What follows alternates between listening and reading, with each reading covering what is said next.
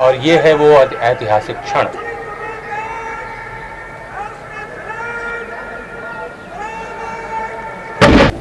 भाइयों बहनों, बुजुर्गों, प्यारे बच्चों,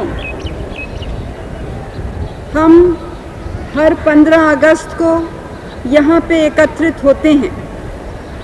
यह कोई उत्सव नहीं है। हम जमा होते हैं उन बहादुरों की याद में जिन्होंने आज़ादी की लंबी लड़ाई में अनेक कष्ट उठाए, जीवन दान भी दिया। यह आंदोलन बहुत बहुत बरसों का है और जितना आजकल के लोगों को उसके बारे में जानना चाहिए वो बड़े भूल गए हैं और युवा पीढ़ी को तो मालूम ही नहीं है। इतने बड़े बड़े नाम हैं महापुरुषों के और महिलाओं के कि उनका वर्णन हम यहाँ नहीं दे सकते, लेकिन उदाहरण के तौर पर कुछ लेती हूँ, केवल ये मिसाल देने कि कैसे भारत के हर कोने से हर धर्म के लोग उसमें शामिल थे। तिलक, दादा भाई नौरोजी,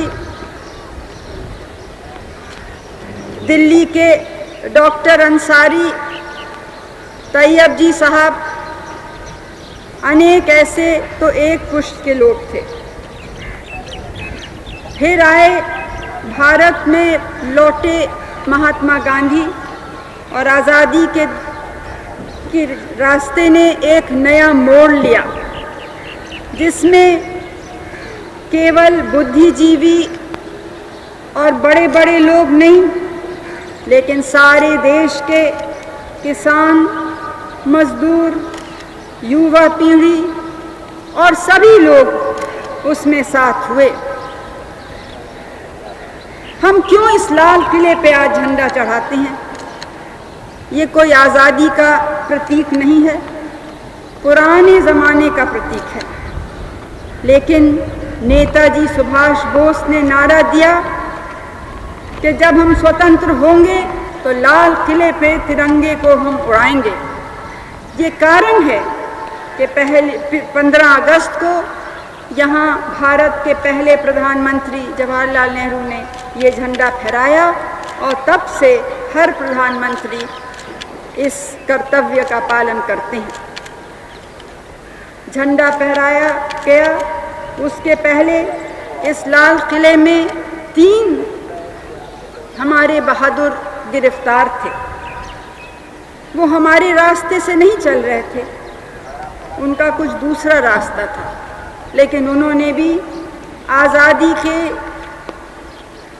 चाह से, प्रेम से सब कुछ छोड़ने को, त्यागने को तैयार हो गए थे। वो भी शाहनवाज खां को तो दिल्ली के लोग अच्छी तरह से जानते हैं, एक मुस्लिम, प्रेम सहगल और ढिलोन। कोई हमने उनको नहीं चुना, कोई विदेशी हुकूमत ने उनको नहीं चुना, लेकिन तब भी इत्तेफाक से 3 धर्मों के लोग वो थे। मैं ये बात इसलिए कह रही हूँ घड़ी घड़ी कि हम समझें कि ये देश आज़ाद कैसे हुआ। आज़ाद हुआ क्योंकि सब धर्म के लोग, सब भाषा के लोग, सब प्रांत के लोग, सब जाति के लोग एक थे। एक ध्येय था, भारत को स्वतंत्रता मिलनी है। स्वराज्य हमारा जन्म सिद्ध अधिकार है। आज हमारे सामने कुछ दूसरे प्रश्न हैं। उस वक्त एक बड़ी चीज़ हमारे पास नहीं थी और उसके लिए लड़ना था। आज उस स्वतंत्रता को सुरक्षित रखना है और वो लड़ाई, वो चेष्टा प्रयास उससे कुछ कम नहीं है। जो उस समय हमारे सामने बांधे आते थे, रुकावटें आती थीं, खतरे थे, धमकी दी जाती थी, वो सब चीज़ें दूसरे रूप में, दूसरे प्रकार से हमारे सामने, हमारे चारों तरफ हैं। कुछ लोग कहते हैं कि जब मैं खतरे की बात करती हूँ तो लोगों का देश के भीतर के प्रश्नों से ध्यान भटकाना चाहती हूँ। इससे बड़ी गलतफहमी हो नहीं सकती है, क्योंकि देश के आज के जो कष्ट हैं, जो हर एक वर्ग के कठिनाइयाँ हैं, अगर उनसे हम परिचित नहीं रहते हैं, अगर उन समस्याओं का समाधान नहीं करते हैं, तो हम देश को कैसे मजबूत रख सकते हैं। आज हमें खुशी है कि हम स्वतंत्र हैं, लेकिन हमारा दिल खुशी से भरा नहीं है। हमारे दिल में अत्यंत दुख भी है, चिंता भी है। दुख है कि हमने अपने इतिहास से सबक नहीं सीखा। दुख है कि आज भी देश में वो ताकतें कुछ उभरी हैं, कुछ जहर फैल रहा है जो देश की एकता को खतरे में डाल सकता है, धर्म के नाम से। लेकिन मैं याद दिलाऊंगी कि जो कौमी दंगे होते हैं, जिनमें बहुत से मासूम बेगुनाह लोगों की जानें जाती हैं, माल नष्ट होता है, उनकी कौमी शक्ल ज़रूर है, लेकिन उसमें राजनीति भी होती है, उसमें आर्थिक कारण भी होते हैं, कुछ मन का छोटापन और कमीनापन भी आ जाता है कभी कभी। आंध्र प्रदेश में, कर्नाटक में, महाराष्ट्र में, उत्तर प्रदेश में, इन जगह कौमी दंगे हुए हैं। दूसरे हादसे दूसरे भी प्रांतों में हुए हैं। जहाँ भी किसी को दुख है, वो उनका, न व्यक्ति का, न परिवार का, न उस कौम का दुख है, वो सारे भारत का दुख है। वो सारे भारत के ऊपर एक कलंक है और हम सबका कर्तव्य है कि इन चीज़ों को हम अपने देश में से जड़ से उखाड़ के निकालें।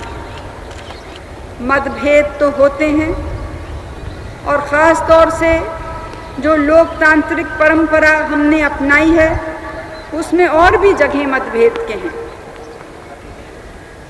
लेकिन इसके माने नहीं कि हम उनके ऊपर नहीं उठ सकें। राजनीति, पार्टीबाजी या जो दूसरे एक दूसरे के बीच में अंतर हैं, उनसे ऊपर उठना है एक ध्येय के लिए कि इस देश को एक रखें। क्योंकि अगर एक नहीं रह सकते, अगर देश मजबूत नहीं रह सकता, तो फिर मतभेद कहाँ जाएंगे? किससे लड़ेंगे हम?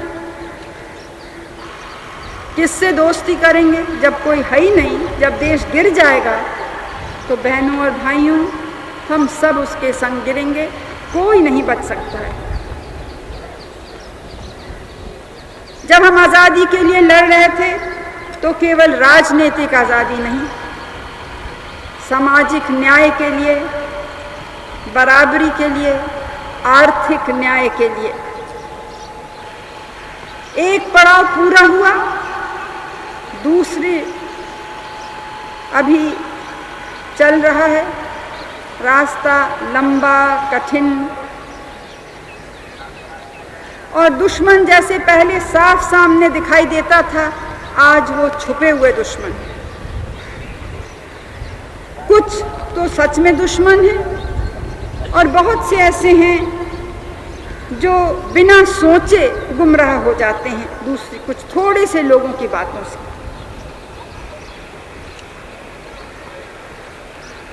सबके दिल में इस वक्त